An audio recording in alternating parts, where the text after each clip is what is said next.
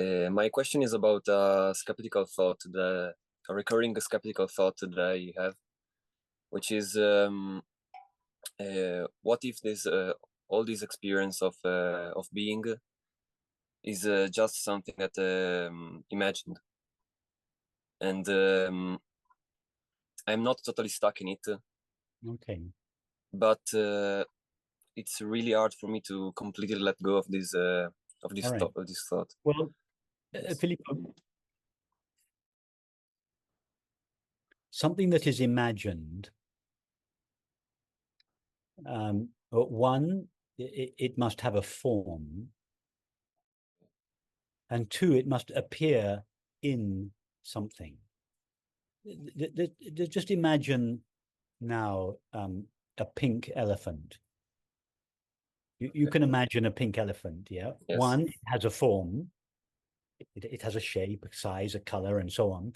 And two, it appears in something, in the medium of your mind. Okay. It appears in consciousness. So, and that goes for anything you imagine.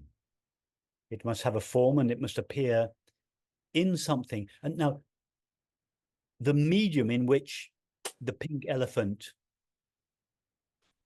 appears is more real than the pink elephant. The pink elephant is a fleeting imagination, but the medium that it appears in exists prior to, during, and after the disappearance of the pink elephant. Okay, but how can you be completely Bear okay? with Sorry. Bear with me. Would you agree, at least thus far? Yeah. Yes. Now, if being were imagined, one, it would have to have a form. And having a form, it would have a limit. So that's the first thing you have to check. Does your experience of being have a form and therefore a limit?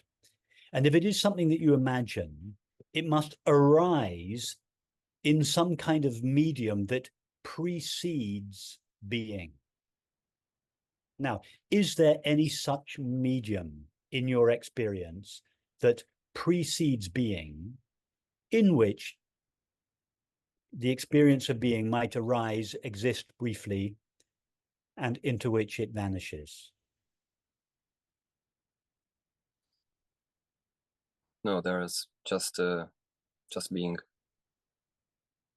Yeah, being is itself the medium in which everything else arises, exists, and vanishes.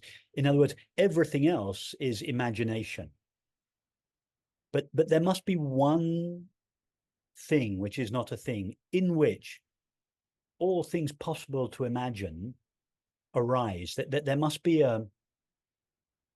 something prior to imagination.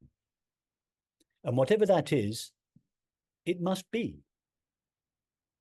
Because anything imagined could not arise in something that is not. Yes. So you cannot go further back in your experience than being. Well, being is the only thing which is not a thing, or aware being that is not imagined. Okay, but how can you be completely certain of this without a single doubt?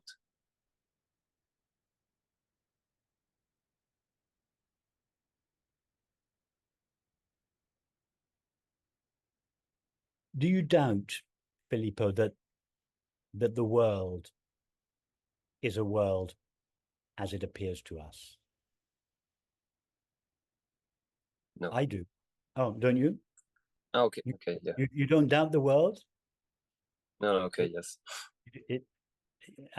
Sorry, I think you misunderstood my question. Yeah. I understand. I think you doubt the world. You Yes. wouldn't be here if you didn't doubt the world. You doubt. Do you doubt the veracity of your thoughts? Yes. Of course, so do I. Is there anything in your objective experience that you do not doubt? Is there anything in your objective experience that just might not be the way it appears to be?